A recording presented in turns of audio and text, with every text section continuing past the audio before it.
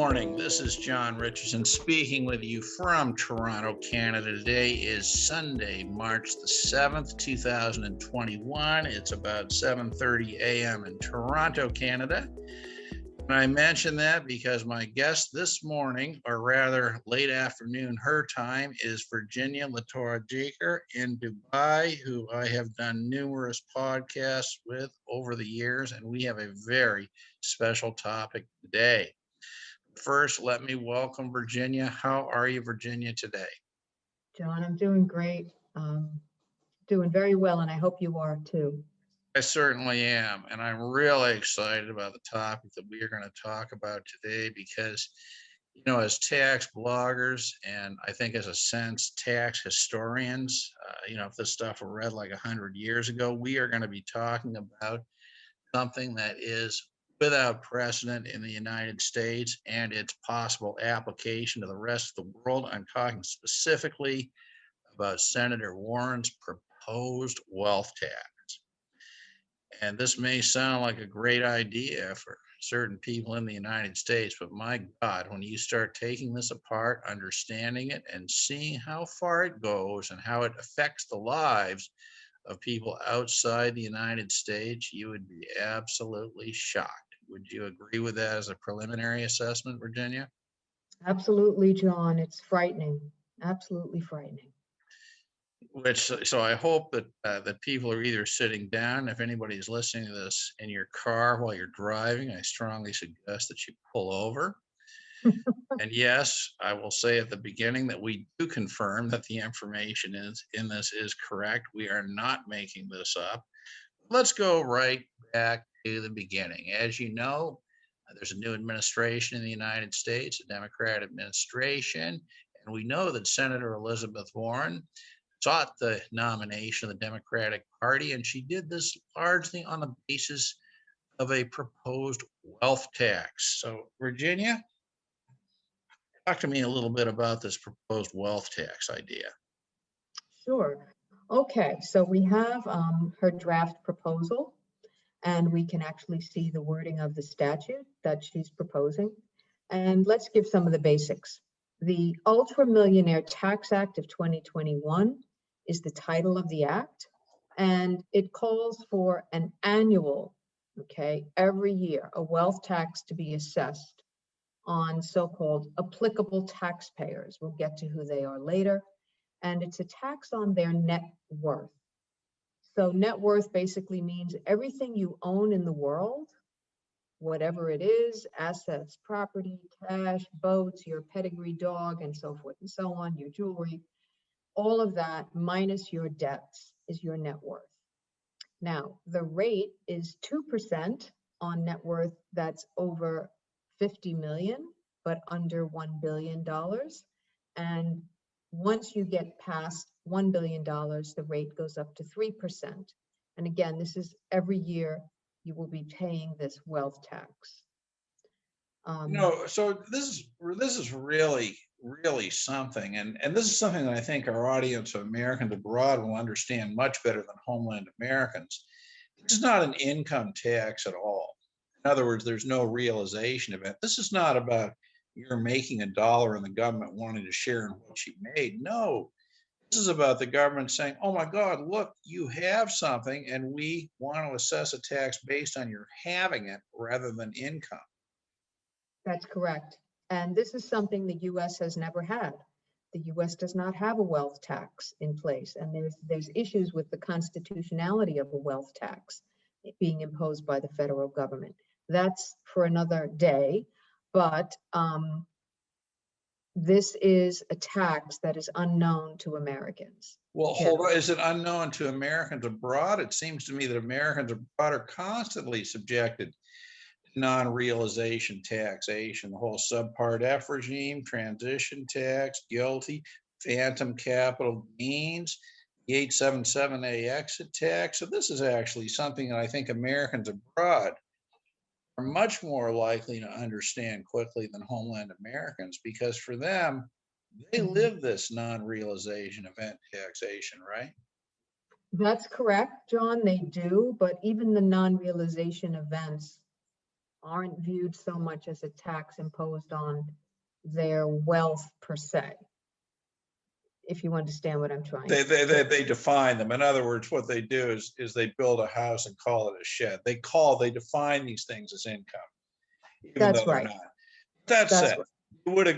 you would agree, I think, that as a general principle, Americans abroad in the U.S. tax system would have more experience of the concept of being required to Oh, pay clearly. taxes when they never had any income.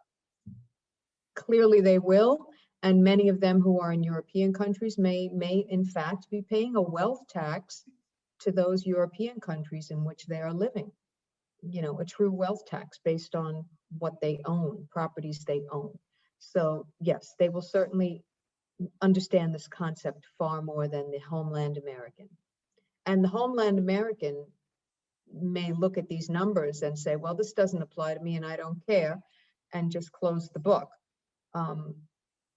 Hopefully we will open some minds when we have our discussion today about this wealth Well, tax.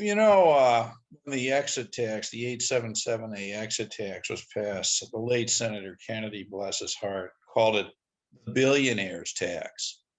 Virginia, in your experience, this 877A exit tax, is this a billionaire's tax? Oh my gosh, no. It's frightening, John. It's frightening. This tax, this exit tax, this crazy billionaires tax can hit people that have literally like $100,000 worth of assets. How?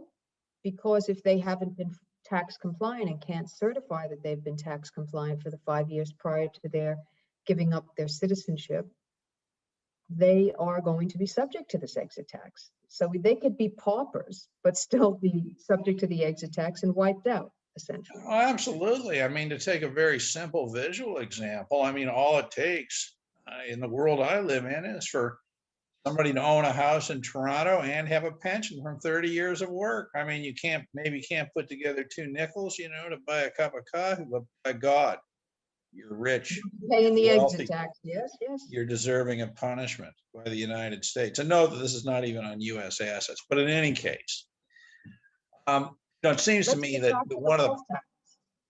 well, this $50 million, I mean, first of all, there's no indication in the statute that it's indexed to inflation, number one. Secondly, this threshold is once Congress gets a hold of this, they're going to bring it down, by a certain amount every year. And, when I wrote something up on this, I said that today it might apply to ultra millionaires. Mm-hmm. Tomorrow will apply, what are by today's standards, thousandaires. That's right. So, That's no, right. I mean, this is incredibly dangerous stuff, I think, both practically and philosophically. Virginia, when I read this, and this is not how Homeland American, I think, would read this. When I read this, you tell me if you agree or disagree.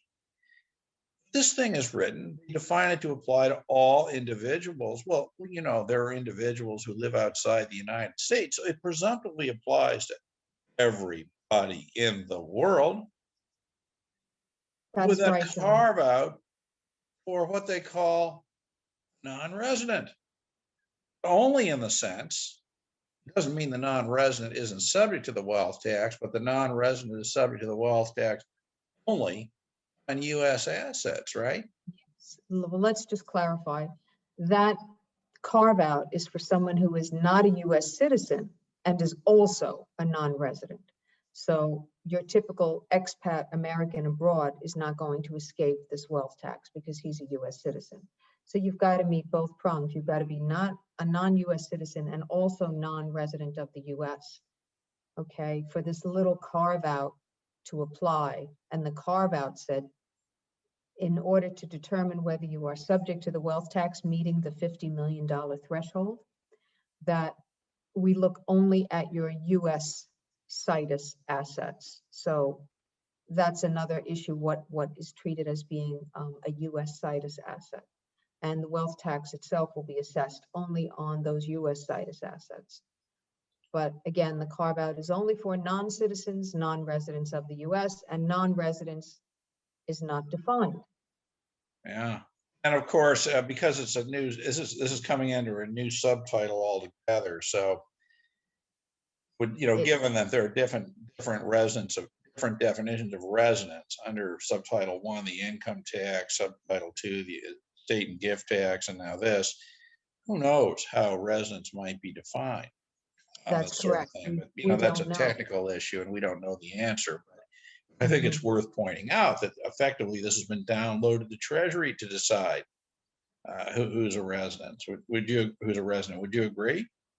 Yes, and you know, if the IRS wants to be really strict and have that net be very broad to get in as many people as possible, they can use multiple definitions for non-resident. They can use the income tax definition, they can use the estate tax definition in conjunction with it.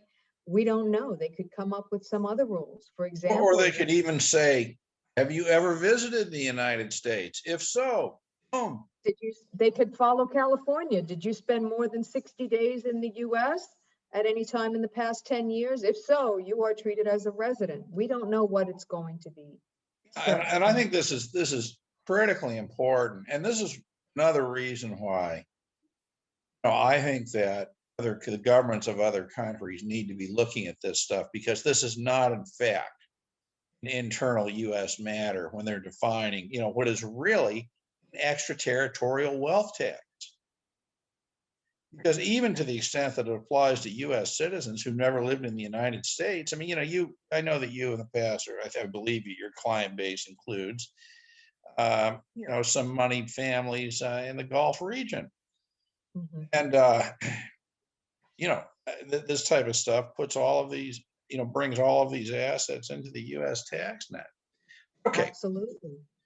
so what we've got here, so to put another way, the assets of anybody who's defined as a US citizen would be subject to this. Even if you're not a US citizen, non-resident, okay, your US assets could be subject to it. Right. Let's talk a little bit about you know, you made the point at the beginning that every year, all of the world must research and list all of their assets. All the world. Can you imagine the new industry? Wealth tax reporting services. Now, Sounds like it's going to be a lucrative industry. well, what's fascinating about it is that although a lot of discretion is given to Treasury, that the discretion specifically includes tying the reporting to these existing information returns like 8938, you know, this stuff. And this is incredible, specifically references FATCA Mhm. in two separate parts of this proposed bill as part of the reporting mechanism. So That in is other correct. words, So they're going to be leveraging all of the data that they have and tying it all together and having, I believe, eventually, if it comes to the IRS issuing regulations to this effect, that foreign financial institutions, et cetera, may still be reporting about what this guy has in his account, what wealth he has, what stocks are in there, in the brokerage accounts and so forth. you know, I So think that's exactly right. And if you look at the FATCA IGAs, I hadn't thought of this until this second, but I believe that the reporting requirements are based generally on Internal Revenue Code requirements, which is broad enough to bring all this stuff in. In other words, they may actually be able to leverage the FATCA IGAs. they could. So We don't know, but it's clear. It's clear that FATCA information is in the works to be used to enhance and further the ability of the US to tax. And here we have a complete new regime, a wealth tax regime that they're looking at. So it's a domino effect to my mind, John. The US since 2010, let's say, since they put in FATCA, has now been growing its arsenal of information, dossier gathering, okay? And once the dossier is filled with this information, then they can easily come up with different taxes to impose on people that they have information about. And there's well, no that's escape. right. And you There's know, no to come escape. back to we sort of skated around the issue of the estate tax, but as we all know, for non-resident aliens, unless there's a tax treaty saying otherwise, U.S. citizens at over $60,000 would be subject to the U.S. estate tax. That's correct. And And, in the old days, John, in the old days, I just want to point this out because this was changed significantly by FATCA. That requirement that U.S. situs assets, foreign individuals upon death, their estates have to pay tax on the U.S. situs assets, such as stocks, okay? Many, many foreigners had stocks, U.S. stocks in brokerage accounts in the U.S. And when they passed away, they were worth more than $60,000. Estate tax return should have been filed and tax paid. It was never done, okay? Why? Because there was no way to really enforce it. But now with FATCA, all of the brokerage firms are afraid they will not release assets unless you present them, upon the death of the owner of the account with a federal transfer certificate, some kind of clearance from the IRS that the estate tax issues have been taken care of. And this has all been because of FATCA. That's when these firms knew the noose was tightening and there's no way to escape it. So we see that as just one small example of how FATCA has enabled the US to really carry out its tax laws.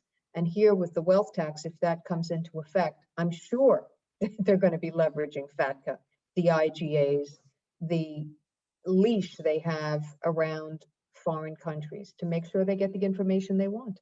that's right. There's absolutely no doubt about it. In 2011, people would say FATCA is the gift that just keeps on giving. I know. And my God, if you look at how far this has gotten and the unbelievable potential that this proposed wealth tax, just in terms of the way it's written, has to extract more and more information from the rest of the world. I mean, these European countries have got to realize this. From a practical point of view, I'm going to ask you a very simple question. If you had money to invest in the world, would you advise somebody, or would you invest it in the United States if you were a non-citizen, non-resident? Well, I would have an awful lot of concerns. Okay. You'd want your tax plan to be rock solid, but I don't know, John. I don't really want to go there because everyone's situation is very, very different. I have clients that say, "Oh, I don't really care about the reporting. I have a great opportunity to earn money, and I'll earn my money and I'll get out." So everyone's situation is so fact specific. I think it's difficult to paint a broad brush there. But I think the point we're trying to make with this wealth tax proposal is that people will not truly understand. Like when FATCA came out in 2010, people did not understand really what that meant in terms of their privacy, their marriages to non-US people, how that would be impacted, and so on. And now, and certainly the poor, hapless, accidental American who doesn't have a social security number and is having his foreign bank account closed down and his mortgage, closed out because he can't provide the information to the bank that shows he's been tax compliant and can complete his W-9 and so forth. Those guys will probably have a clearer picture of what this wealth tax is going to mean and how it will impact their lives. They thought FATCA was bad. Well, I think this is going to make things even worse at the end of the day. FATCA was just the beginning, and it's just a building block for the government, the US government, to get more and more information and impose more and more taxes on overseas assets. Sure, to put it another way, FATCA was really the pouring of the foundation of the house. And now, all these other things are being added, and and eventually, actually, no, I'm sorry, I want to put it another way. FATCA was not building the foundation for the house. FATCA was building the foundation for the prison. Because if you look at this stuff cumulatively, it's simply shocking. This may sound abstract, but to give this a bit of reality, okay, a piece of real estate that's been in a European family for generations could Mhm. easily be subject to this wealth tax. Imagine no connection to the United States whatsoever. That's You right. know, possibly because of marriage to a U.S. person, a U.S. citizen. Well, let's talk a little bit about that. I noticed that the legislation has interesting rules for determining whether somebody's subject to the threshold, and I think they make reference to what they call the marital unit, don't they? That's right. What they are doing with this marital unit, it's very interesting. Married taxpayers are treated as what's called one applicable taxpayer. So it's a very interesting concept. If you are married to a non-resident, non-US citizen, all of the assets owned by that non-US citizen, non-resident counted in the calculation of determining whether he is subject to this wealth tax? Because now the two of them are treated as one. So are all of the assets owned by the non-US side counted, or only if that person owns US assets? All So we right. don't know. That's not Can I clear. can I ask you? I mean, this is a fascinating question with no clear answer. I wonder if I could ask you to consider this from two separate perspectives. First would be the issue of whether the assets are subject to the wealth tax, and the second would be assuming that somebody's subject to the wealth tax. What are the assets the tax would be payable on? Sort of where I'm trying to go with this is I think that if you're a non-resident, non-citizen, you're only paying the wealth tax on U.S. assets. That's how I read this, absolutely. And that would Yeah, make but sense. that doesn't mean necessarily that the way you look at the definition of the marital unit, that non-U.S. assets would be excluded from the calculation of the 50 million threshold. Do you think that? It's not clear. It's Yeah, just, that's right. it's not in there. It's not answered at all. It can go either way. It can go either way. But the other issue, John, that we have, even if putting that aside for the moment, is that many people live in a community property jurisdiction. So, Denmark, Switzerland, many Latin American countries have community property regimes in place. And so what's owned by the non-US person is deemed under the laws of that jurisdiction to be owned 50-50. Right. So the US person will be treated as if he owns under the law of that country half of the asset. And the US has used that.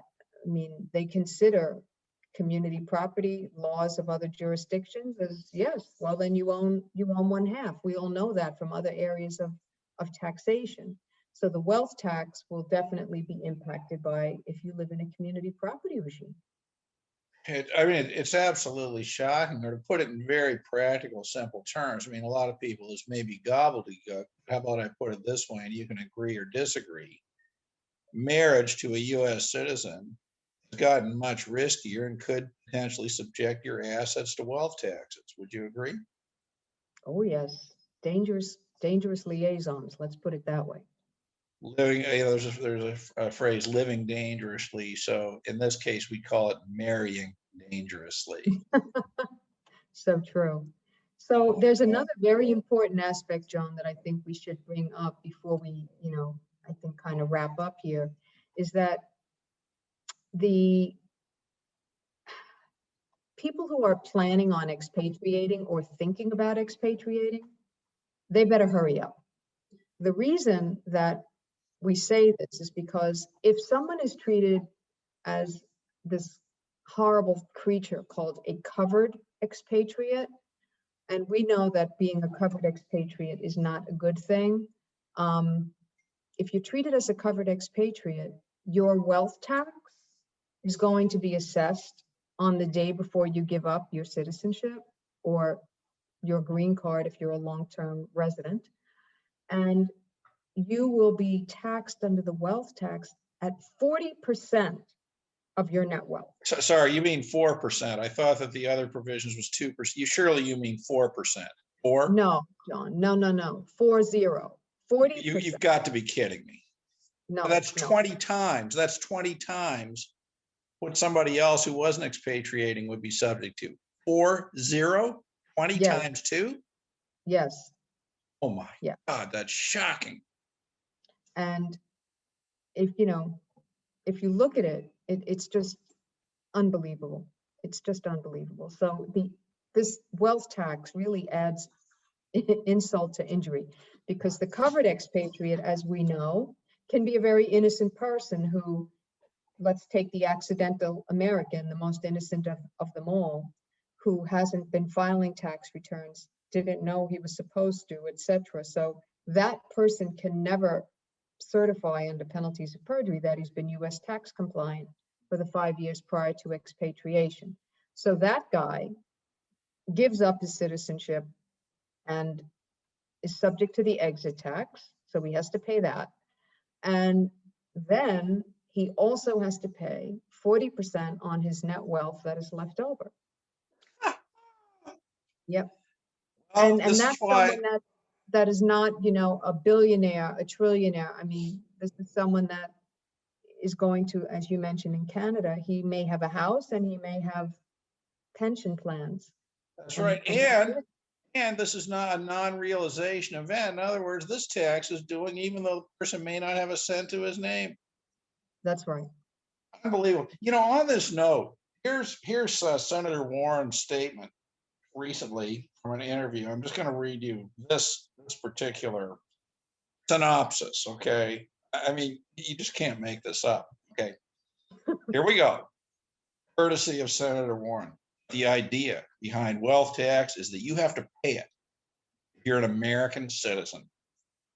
It doesn't matter whether you live in Texas or California, or even whether you move to Europe or South America. If you want to keep your American citizenship, you pay the wealth tax, and it doesn't matter where you put your assets. Right. You can try to hide them in the Cayman Islands. You can try to put them up in Switzerland. It doesn't matter. You still pay the 2-cent wealth tax. Actually, I don't think she understands her own tax, with that description. But I mean, this is the mindset of these people. This is shocking. Well, this is the problem, John.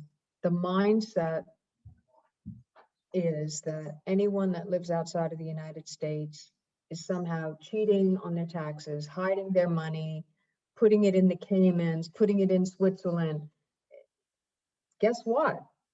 Americans living and working in Switzerland, yes, they are keeping their money in a Swiss bank. They're not putting their that's money in where their Switzerland. salaries That's just get where their turned money into. was. They're not putting it in Switzerland.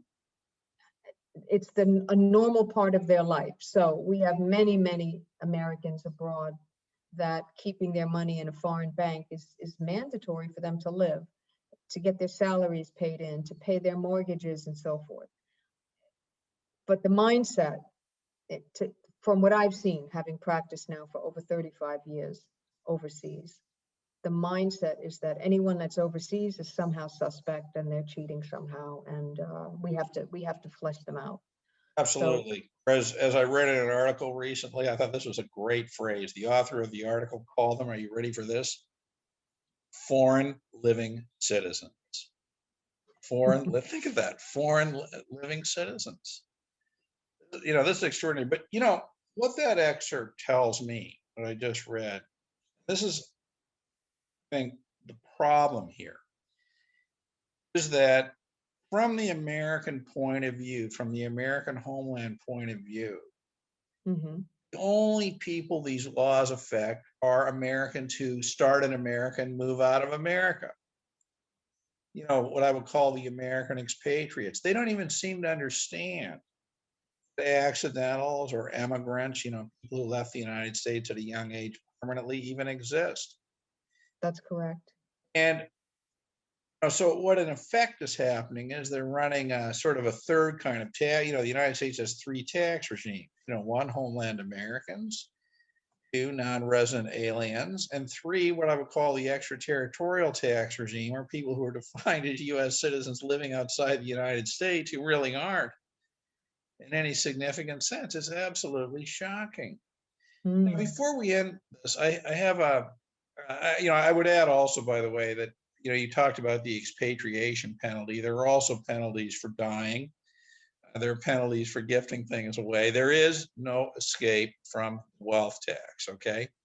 That's right. Dying will not help you, nor will gifting your assets away, because these taxes will be imposed, the wealth tax will be imposed on the day before you've passed away. So you have to add up everything on the day before you died and pay the wealth tax then. So you pay the wealth tax, and by the way, don't think you're not going to pay the estate tax. That's a completely separate tax. So you've got two things going Absolutely. I on. mean, all America is about is taxation. And when you think about this, they fought the Revolutionary War not to stop U.S. taxation, but to get the right to develop the most vicious, brutal, extraterritorial tax regime the world has ever known. That's what it was about. Well, I don't think they were thinking of that back then, John, but Are you it's an sure? interesting. I don't know. It's You an never interesting know with these history. people. I mean, no, it reminds me of the same, the old saying, the difficult we do today, we get rid of this benign British tax system, be impossible. Imposing where we are, it takes a little longer. It may have taken a couple 100 years, but I mean, we're definitely there. I mean, you think the Mm. U.S. needs tax reform, Virginia? I think they kind of need to blow up the code and start over, but Yeah, I think that's exactly right. Before we it's end just here, become more and more complicated every time they try and amend. nobody can And understand it. It's impossible to understand. It's absolutely impossible. The only thing that can be understood, you read the Internal Revenue Code, every section, there's only one cluster of words that can reliably understood.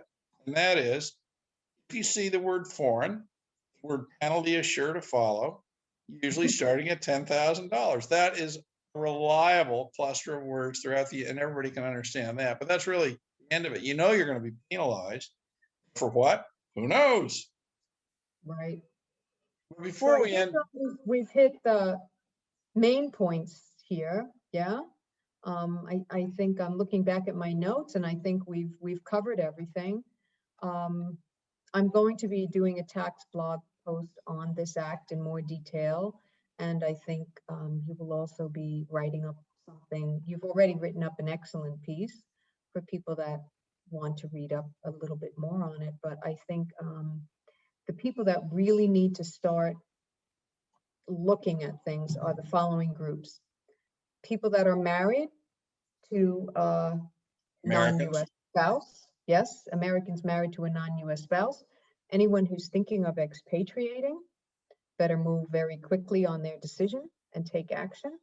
And as well, foreign investors into the United States need to know that they may be hit with a wealth tax on their US assets. So that's going to impact foreign investment, I believe, going into the States. And think about people that are really interested in buying real estate in America, like shopping malls and, luxury apartment buildings and this sort of thing, where that threshold of 50 million can quite easily be reached by people that are investing in those sorts of well, big not assets. only that, Virginia, but we've talked about how these new rules are likely going to lead to increased enforcement of the general estate tax for non-resident aliens. Oh, yes. And Oh, I think yes. that's likely to affect even a larger number of people. Yes. But before So, closing here tonight, mhm. Oprah is doing this interview of Prince Harry and Meghan Markle. Oh, yes. Tell me, these laws have been in effect before the wedding. Do you think there might have been pressure on Meghan to expatriate?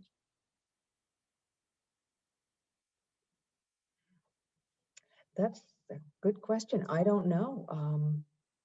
Well, she certainly didn't, did she? Now she's dragged Harry into the States, where he's That's going to have right. other. That's right. So now Harry, unless And there's an forget little exception, Archie presumably and would the meet the super. substantial presence test. Is Harry now, because he followed her in California, a U.S. person for tax purposes? What do you think? Well, I think there's a really good chance he's already met substantial presence. So for income tax purposes, he would be a U.S. tax subject. Oh And my I don't God. know. And think of the potential for the wealth tax That's imposed right. on Harry now. And if he's treated as domiciled in the United States, which given all of the facts I know, stepping down from the royal duties, not having the home anymore in the UK, having the home in the United States and California, raising the family there, doing their deals there.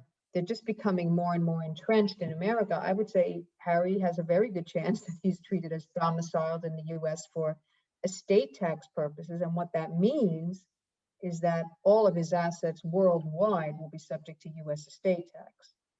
So we're Also not gives them just, a larger exemption, but for a guy like that, the 3 million or 11 million, wherever, it's not going to mean not anything going to at all. matter.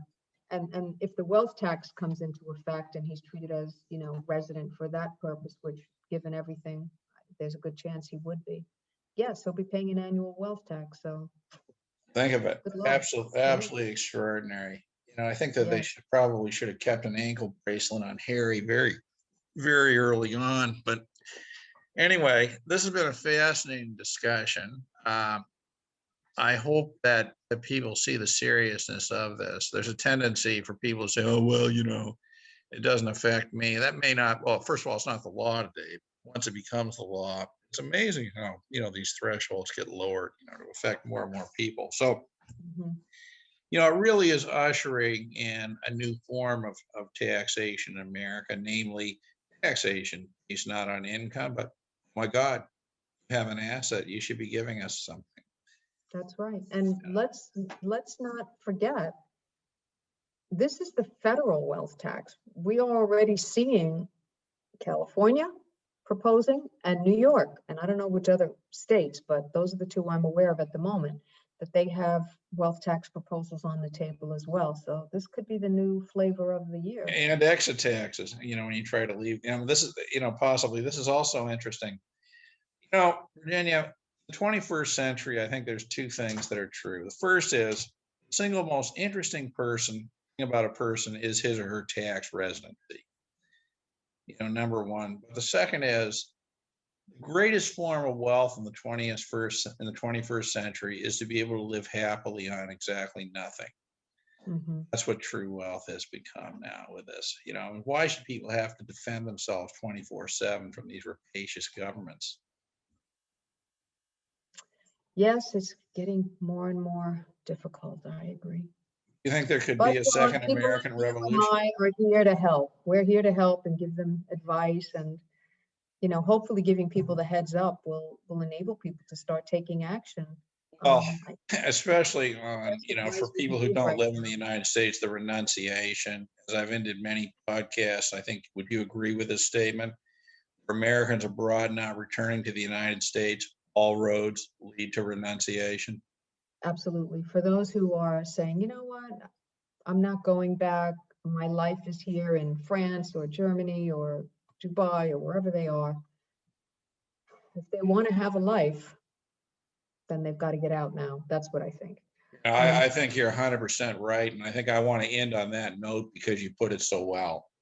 Well, thank you. I would also add, John, that if people are having trouble getting to their embassy or consulate in their country, because many of them have stopped actually carrying out expatriation services due to COVID-19 restrictions, I've been successful in getting my clients appointments at the US consulate in Dubai.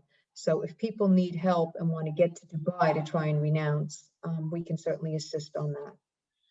Well, that is absolutely fantastic. So, I mean, they could even conceivably combine it as a vacation. You know, a number of years ago, I wrote a post called I think some of the thing that things are better in the Bahamas, where I was sort of joking that, well, you know, I used to send people to Nassau to renounce combined Mm. vacation with expatriation, but you know, Dubai is now an opportunity for that. Um, Yes, it is. And it's easy to get here. You know, you need the PCR test. There's, you need your negative PCR certificate at the departure airport. Usually, some countries you need both at departure airport and you need to be tested again when you get here. So people can check what are the actual requirements. But you know, we're still taking in tourists, and it's much of our population has already been vaccinated. UAE has done a fantastic job. So I have to say, you know, if people are looking for a place and they want to renounce and their embassy or consulate is closed because of COVID, we can start and see if we can help them out here in Dubai. Well, I think that's important for people in Canada. I mean, I've flown Toronto to Dubai. It's a 10-hour flight. It's not much worse than flying to Europe, but that's great. And by the way, I should have asked you, what are your coordinates for listeners? How would they get in touch with you? What's your Oh, very website, Matt? easily. The website is www.us-tax.org. And when they are in the website, they'll find all of my contact details, the email, phone, etc. And if they just Google my name, they're going to find me. I'm really all over the net. Absolutely. One of the world's most prolific tax bloggers, and I think one of the very, very best. And, which, reflects being with Virginia Torre, Jeker, a U.S. tax lawyer based in Dubai, which reflects her 35 years of, I'm not even going to say experience, I would say extraordinary service to Americans abroad through her tremendous educational initiatives. And I thank you for that, Virginia, and I think that our listeners would echo my thanks. So, Thank you, John. I appreciate that. Great So stuff, look forward Virginia. to my blog on this. It'll give more detailed information, and we'll provide links to the actual proposal. And again, I think the most important thing is for people not to stick their head in the sand, and for the people abroad to start looking at, am I married to a non-US person? What's that going to mean for me? Am I thinking of expatriating? Should I be thinking about it? My whole life is here in this foreign country. Our children are here, our family's here, our life is here. Do I want to remain a US person? Virginia, it's not a question of wanting. Okay, people don't renounce because they want to. They renounce because they have to. For all of the reasons that we're given. It's not an option anymore. The United States of America has completely destroyed the value of American citizenship. The reality is that U.S. citizenship is probably the only citizenship in the world where people have to renounce, to be able to live a normal life. It's shocking. I know. That's a topic for perhaps another podcast. All right. True. Thank Thanks, you John. so much. This has been great.